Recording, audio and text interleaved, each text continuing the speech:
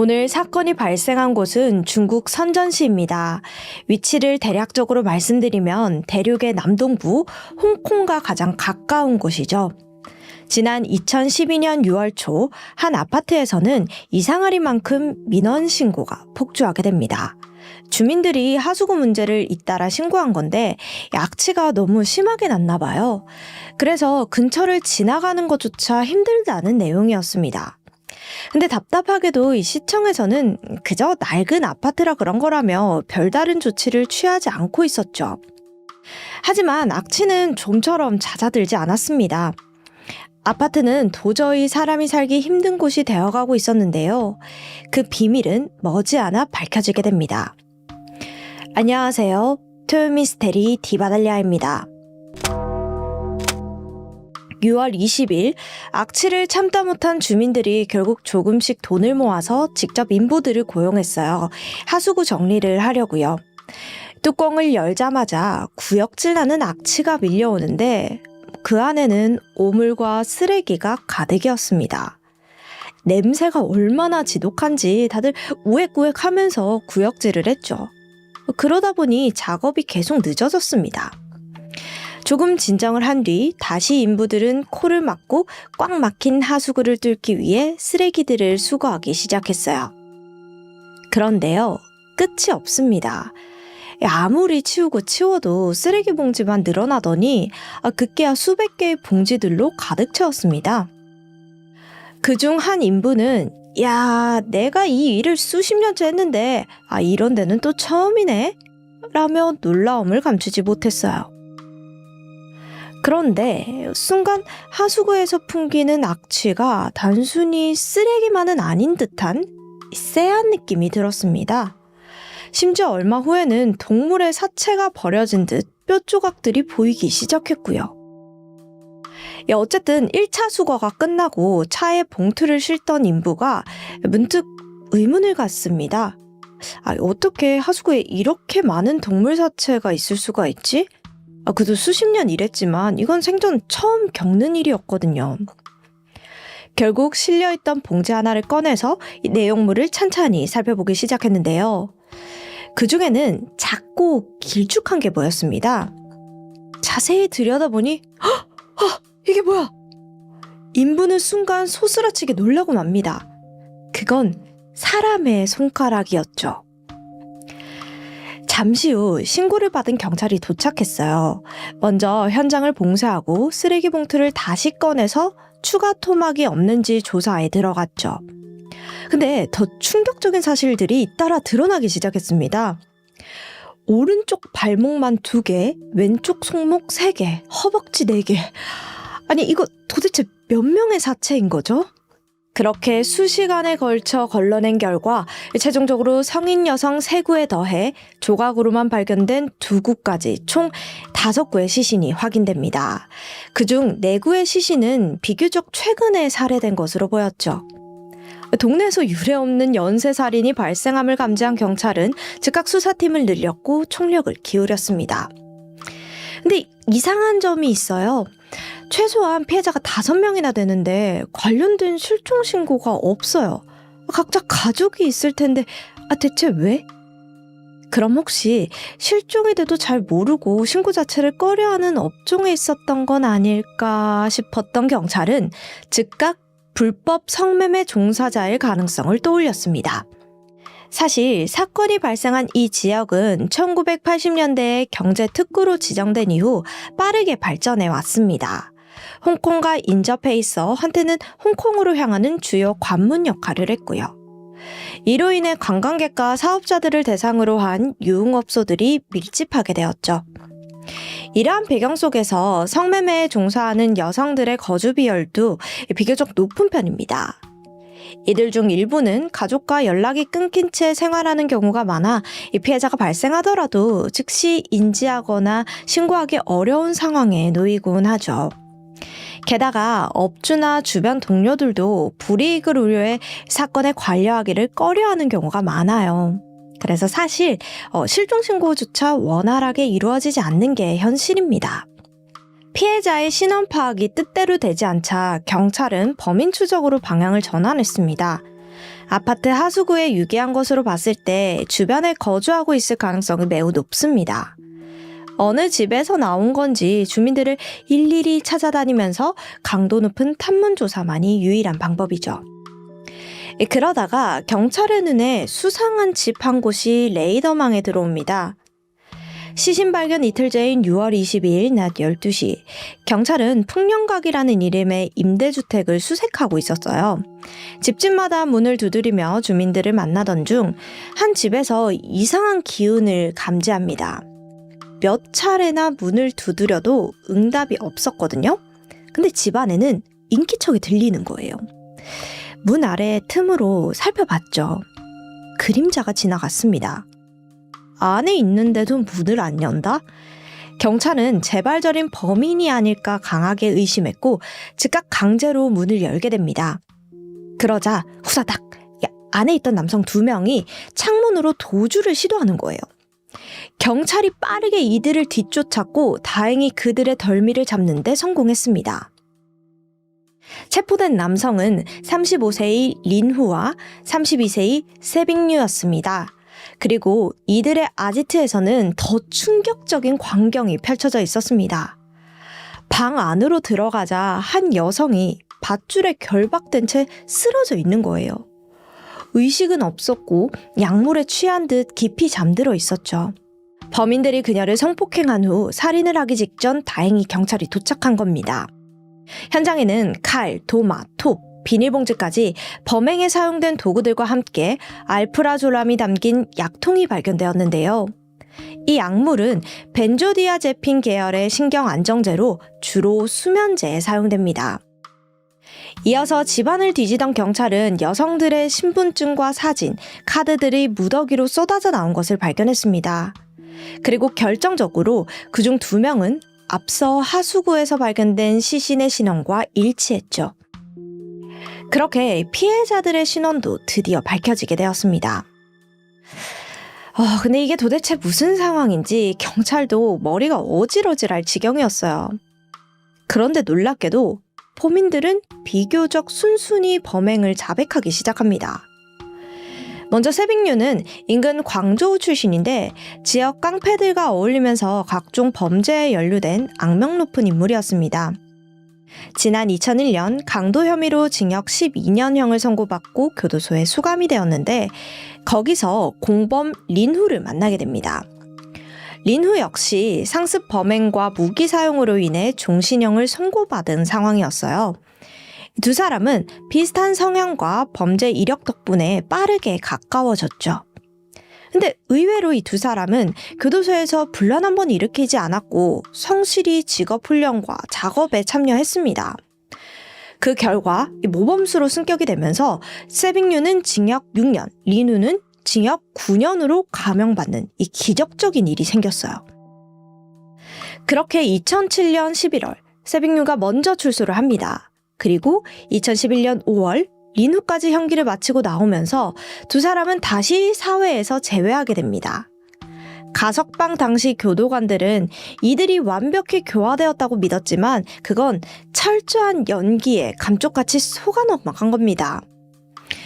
출소 후 자유를 손에 쥐자마자 이들은 함께 범행을 공모했어요.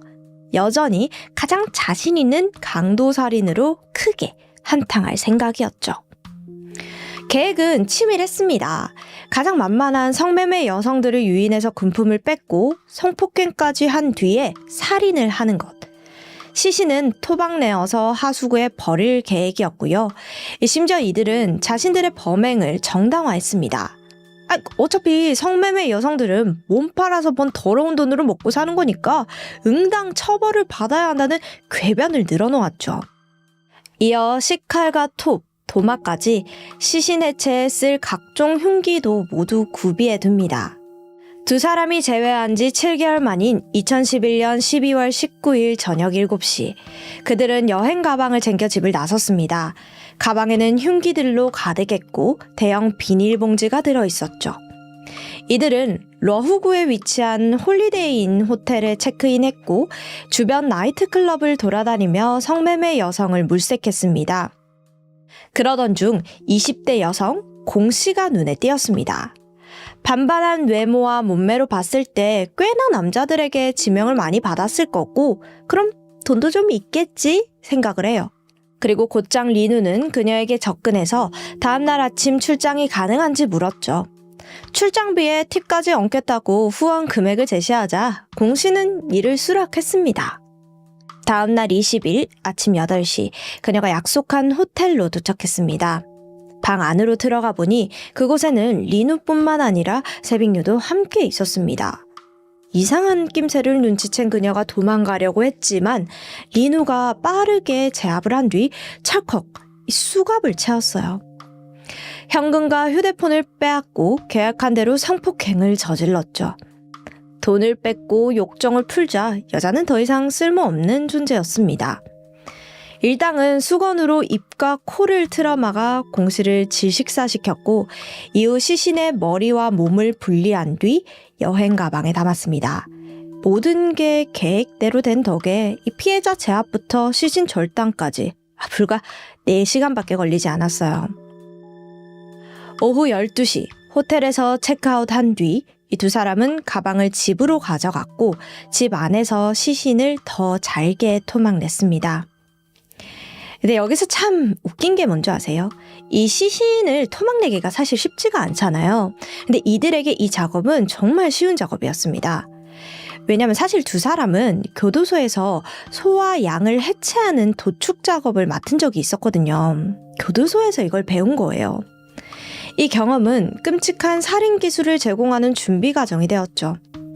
수감자들에게 도살 작업을 맡기는 게 이게 과연 합리적인 처우였는지 의문이 듭니다. 그들은 피부와 연골, 뼈까지 싹 분리했고 그것들을 모두 하수구에 흘러보냈어요. 이 도저히 버리지 못하는 부분들은 아예 냄비로 끓였고 또 믹서기로 갈아서 변기로 흘려보냈습니다.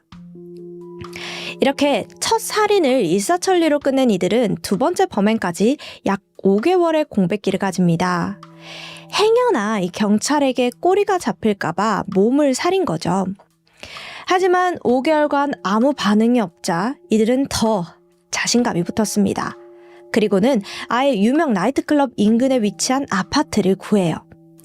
전처럼 호텔에서 범행을 저지르면 혈흔이나 소음 문제로 인해 발각된 가능성이 높기 때문에 아예 범행 전문 장소를 임대한 겁니다. 또 피해자를 더 쉽게 제압하기 위해 수면제의 일종인 알프라졸람을 구입했죠. 2012년 5월 18일 이들은 다시 거리로 나왔습니다. 그리고 여성들을 유인해서 강도, 성폭행, 토막살인, 하수구 유기 이 과정을 계속해서 반복해요. 5월 18일부터 6월 20일까지 단 한 달 만에 5명을 살해했으니 일주일에 한 번꼴로 피해자가 나온 거죠. 최소 6명의 피해자에게서 갈취한 건 현금 약 800만 원과 휴대전화 7대 정도였습니다. 하지만 뒤늦게 드러난 사실은 더욱 충격적이었습니다. 두 사람은 거의 하루에 걸러 한 번꼴로 살인을 저지르다 보니 나중에는 그들만의 루틴까지 생겼다는 거예요. 피해자를 침실로 끌고 가 성폭행한 뒤 살해, 그리고 시신을 화장실로 옮기는 것조차 귀찮아져서 그 자리에서 바로 절단하기 시작합니다. 그러다가 막 한쪽이 피곤해지잖아요. 그러면 야, 잠깐 눈 좀 붙여 라고 말하면서 옆 침대에 누워 잠깐 쪽잠을 잔 뒤에 다시 일어나서 해체 작업을 이어갔다고 합니다. 이쯤 되면은 이들에게 살인과 훼손은 거의 취미처럼 반복된 행위였음을 알 수 있죠.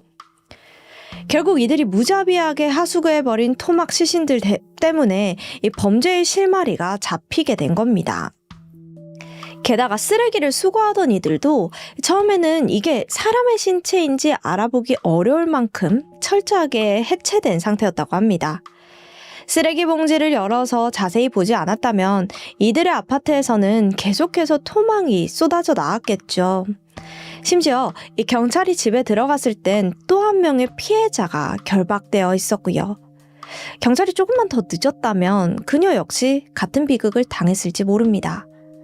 참고로 경찰이 추가 자택 조사를 하면서 하수구를 뚫게 되는데 그 안에서 미처 관을 통과하지 못한 수많은 잔해들이 발견되었다고 합니다. 그리고 이 소식에 충격을 받은 주민들이 더 이상 여기서 못 살겠다면서 상당수 이사를 결정했다고 해요. 그런데 이 기소된 후에 문제가 발생합니다. 이 범인들이 총 5명을 살해했다는 자백은 했지만 정작 4번째와 5번째 피해자 2명의 시신이 나오지 않는 겁니다. 심지어 범인들도 형을 줄일 생각인지 이 말을 바꾸고 갑자기 살인을 부정해요. 즉 피해자들의 신분증, 카드는 집에 있었지만 직접적으로 살인을 입증할 만한 이 증거가 없는 거죠. 결국 검찰은 신원이 확인된 3명의 살인과 1건의 강도 강간 혐의로만 기소를 했습니다. 2014년 9월 중국 인민법원에서 공개 재판이 진행되었고 2사람에게 살인죄에 대한 사형이 내려졌습니다. 이와는 별도로 강도죄에 대해서도 징역 14년, 벌금 30만 위안이 선고되었지만 사실상 의미 없는 숫자였죠. 이 전말이 밝혀지자 유족들은 큰 충격에 빠졌습니다. 그 이유는 정작 가족들은 죽은 딸들이 성매매에 종사하고 있었다는 사실조차 모르고 있었기 때문이에요. 한 유가족은 그저 딸이 옷가게에서만 일을 하는 줄 알았대요. 심지어 피해자 중에는 유부녀도 있었습니다. 남편과 3살배기 아들을 낳고 평범하게 사는 듯 했지만 결국 범인들에게 죽임을 당한 거죠. 남편은 아내가 알바를 하는 줄은 알았지만 좀처럼 근무지가 확인되지 않았다고 합니다. 근데 지금 보니 아내가 거짓말을 하고 성매매를 했다는 사실에 큰 충격을 받았죠. 근데 이 당시에 중국은 이런 일이 비일비재했다고 해요. 이번 사건에서 가장 큰 논란이 된 건 2가지였습니다.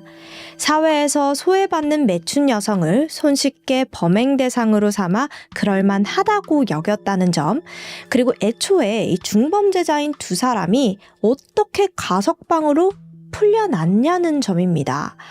심지어 종신형을 받았던 리누가 극적으로 감옥에서 나온 것도 신기한데 출소 7개월 만에 또다시 살인을 저질렀어요. 그래서 이 일로 중국 가석방 제도에 허점이 발견되었다고 하는데요. 어떤 개선이 있었는지는 자세히 알려지지 않았습니다. 지금까지 디바달리아였습니다. 안녕하세요. 토요미스테리 디바달리아입니다.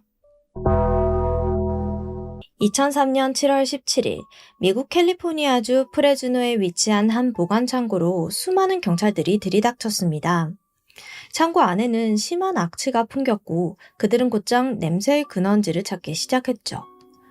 곧이어 잡동사니 위에 가려져 있던 파란색 드럼통 하나를 발견합니다. 이곳에서 코를 찌르는 듯한 강력한 악취가 새어나오고 있었어요.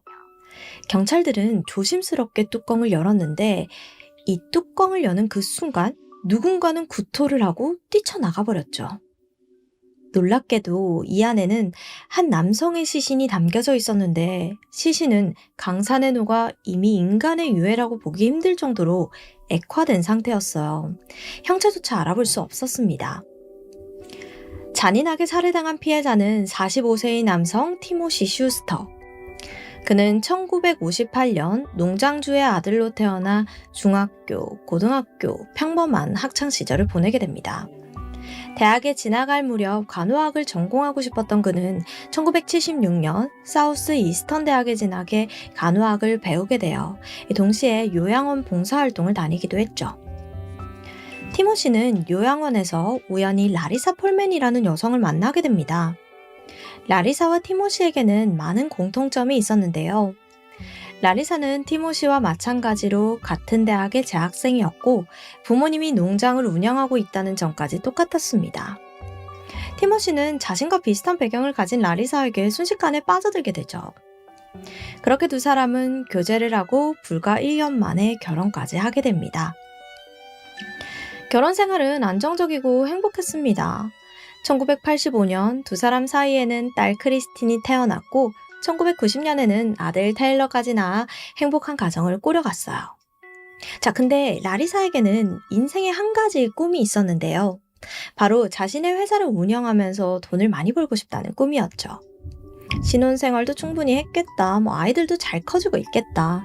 이젠 자신의 꿈을 펼쳐보고 싶었습니다. 그리고 곧 남편 티모시를 설득해서 사업을 하게 되죠. 사업을 하게 된 후 라리사의 삶은 완전히 바뀌었습니다. 매일 오전 6시 30분에 출근해서 밤 늦게까지 일하고 퇴근하는 바쁜 일상을 보냈어요. 멋진 커리어 우먼이었습니다. 이런 라리사를 내조하기 위해 티모시는 자신의 일까지 그만두고 가정을 돌봤고요. 그는 홀로 아이들의 육아를 담당했고 라리사는 더욱더 자신의 일에 집중할 수 있었습니다. 노력은 헛되지 않았어요. 그녀의 회사가 점차 커지기 시작했거든요. 어느새 2001년 라리사는 2억 원이 넘는 순수익을 창출했습니다. 이웃들은 티모시의 가족들이 단란한 부유층 집안이라고 부러워했어요. 능력 있는 아내와 자상하고 다정다감한 남편, 귀여운 두 아이들까지 모든 것이 완벽해 보였죠. 그러나 사실 이 가족의 실상은 전혀 달랐습니다. 라리사는 결혼 초기부터 부부 생활에 만족하지 못했거든요. 그래서 그녀는 결혼 생활 내내 상습적으로 불륜을 저질렀고 자신이 불륜을 저지른 이유는 티모시가 자신을 만족시켜주지 못하기 때문이라며 항상 티모시를 비난했죠. 거듭된 라리사의 불륜에 티모시는 점차 지쳐만 갔습니다. 몇 번이나 이혼하고 싶은 마음이 들었지만 아이들을 생각해서 마음을 꾹 눌러 담았어요. 하지만 라리사는 사업이 커지면서 집에 들어오지 않는 일들이 더 많아졌고 이로 인해 부부 사이도 더 멀어졌죠. 집안의 갈등은 첫째 딸 크리스틴이 사춘기에 접어들면서 더 심각해져 갔습니다. 이 시기 크리스틴은 늦게까지 친구들과 놀기도 하고 남자친구와 어울리기 시작했죠. 엄마 라리사는 크리스틴의 남자친구를 굉장히 싫어했었습니다. 그래서 만나지 말라고 경고를 하거든요.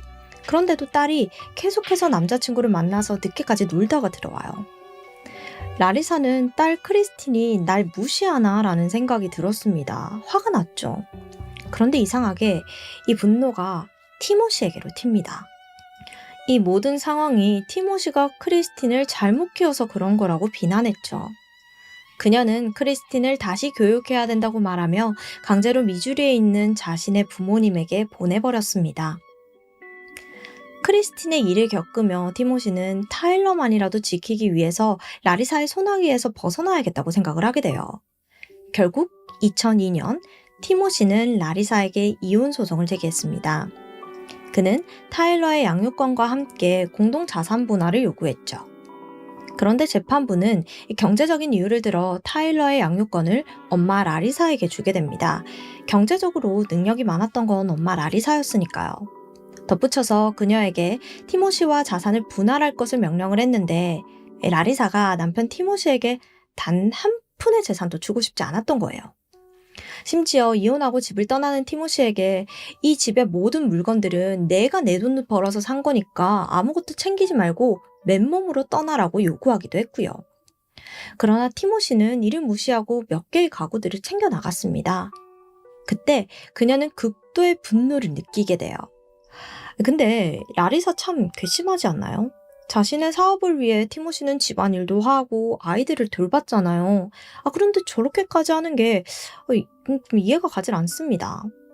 어쨌든 라리사는 수시로 전 남편 티모시에게 전화를 걸어 심한 욕설과 위협적인 말들을 쏟아냈습니다. 심지어 아이들의 안전을 담보로 하는 협박적인 말도 담겨져 있었고요. 그녀의 친구 테리 로페즈는 라리사가 티모시를 죽여버리겠다는 말을 수차례 했다는데요. 그러면서 티모시를 죽여도 처벌받지 않을 방법이 있다고 말하기도 했죠. 하지만 친구인 테리는 진짜 죽일 거라고는 생각지도 못했다고 합니다. 그저 화가 나서 저렇게 말하는구나 생각했고요. 그냥 그렇게 흘려들었어요. 자, 그럼 라리사가 말한 전 남편 티모시를 죽여도 처벌받지 않는 방법은 무엇이었을까요? 라리사의 방법은 제3자를 이용하는 것이었습니다. 바로 회사 직원 21살의 남성 제임스 파곤을 이용하는 건데요. 제임스에게 전 남편이 내 허락도 없이 자신의 물건을 훔쳐갔다면서 도와달라고 이야기를 했죠. 라리사는 이전에도 티모시의 집을 무단 침입한 적이 있어서 티모시가 보안 시스템을 설치해 놨습니다. 그럼 그가 없을 때는 접근하지도 못하겠죠. 그래서 그녀는 티모시가 집에 있을 때 그의 집에 침입하려는 대담한 계획을 세웠어요. 계획에 따라 2002년 8월, 라리사는 제임스와 함께 티모시의 집으로 향했습니다. 띵동. 티모시, 잠깐 할 이야기 있어. 문 좀 열어봐. 갑작스러운 방문에 좀 당황했지만 별 의심 없이 문을 열어줬죠. 문을 여는 그 순간 제임스는 클로로포름을 사용해 티모시를 제압합니다. 그리곤 그가 기절한 틈을 타 두 사람은 그의 집에서 가구들을 되찾아왔죠. 그러나 라리사의 분노는 여기서 끝나지 않았습니다.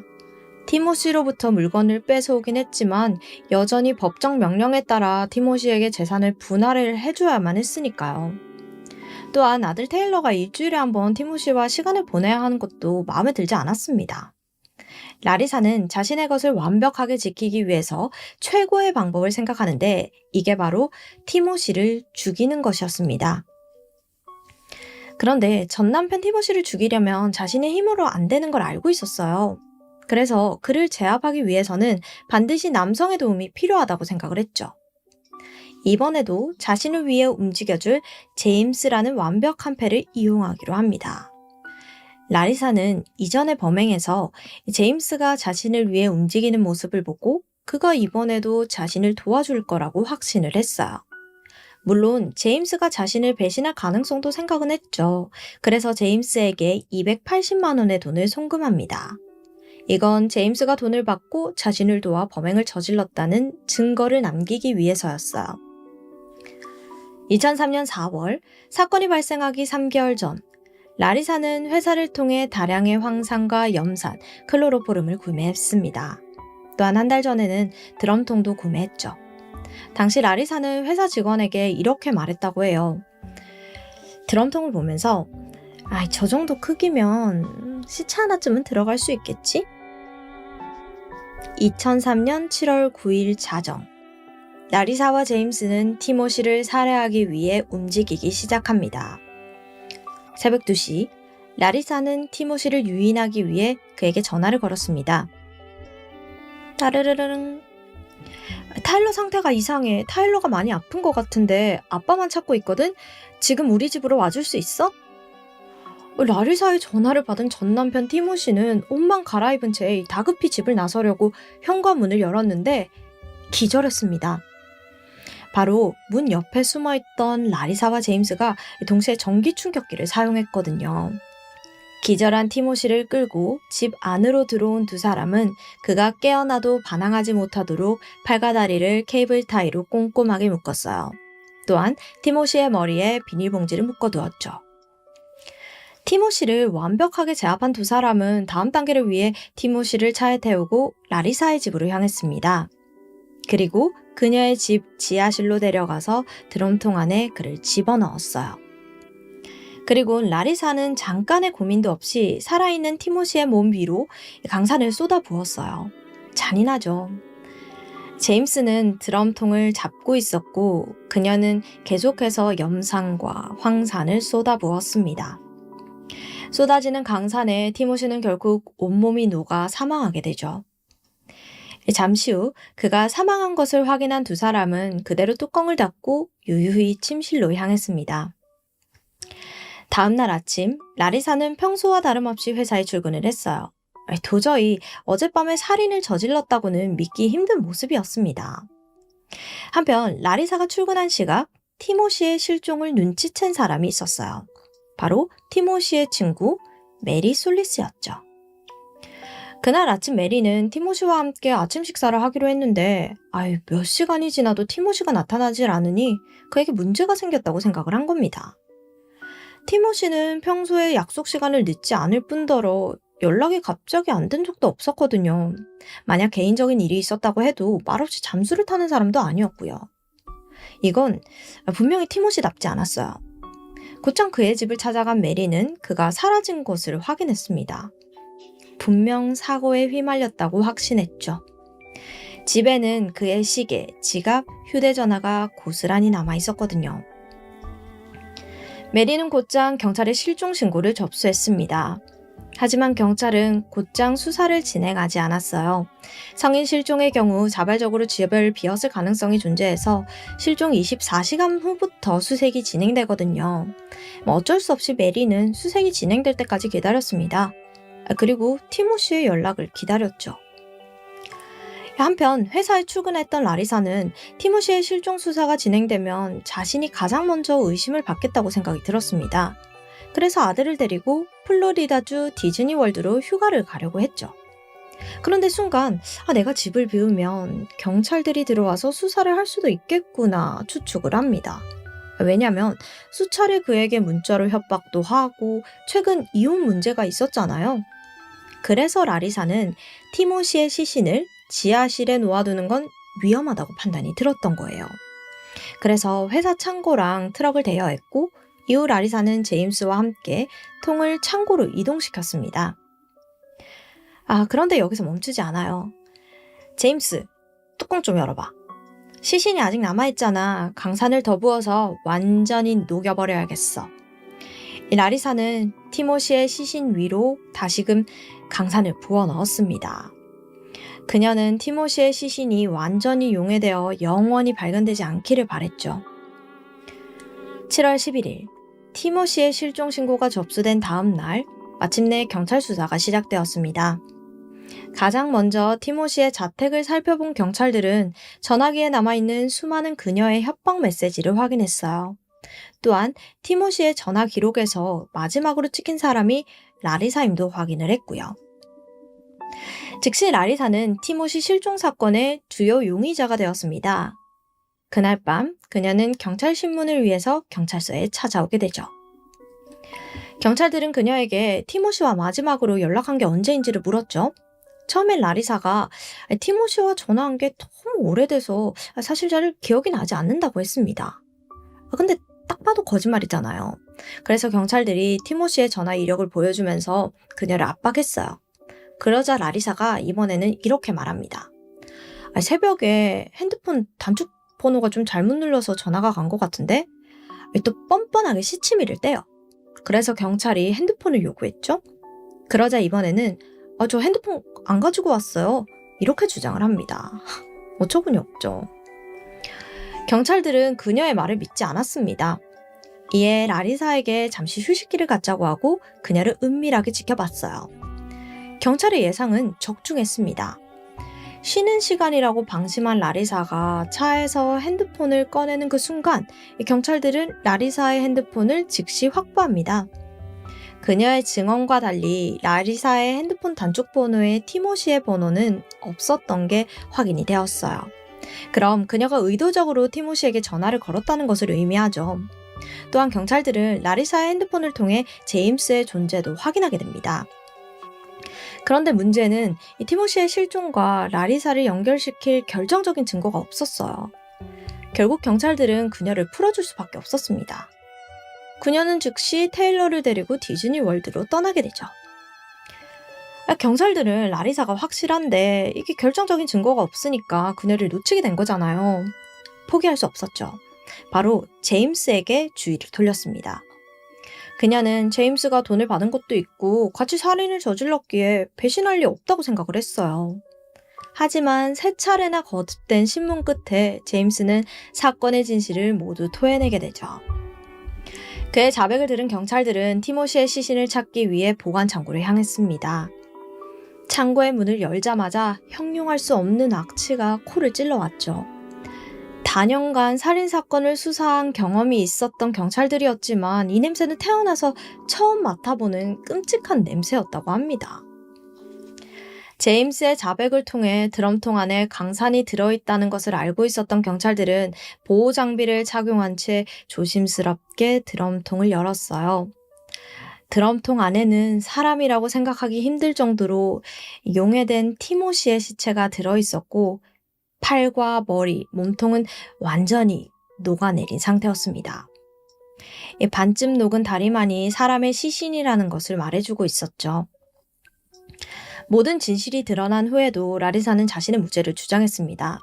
자신은 이 일과 상관이 없고 이건 다 제임스가 저지른 범행이라고요. 자신은 근면한 여성이자 아이들을 사랑하는 어머니라고 포장하면서 이혼 사유도 티모시의 탓으로 돌렸습니다.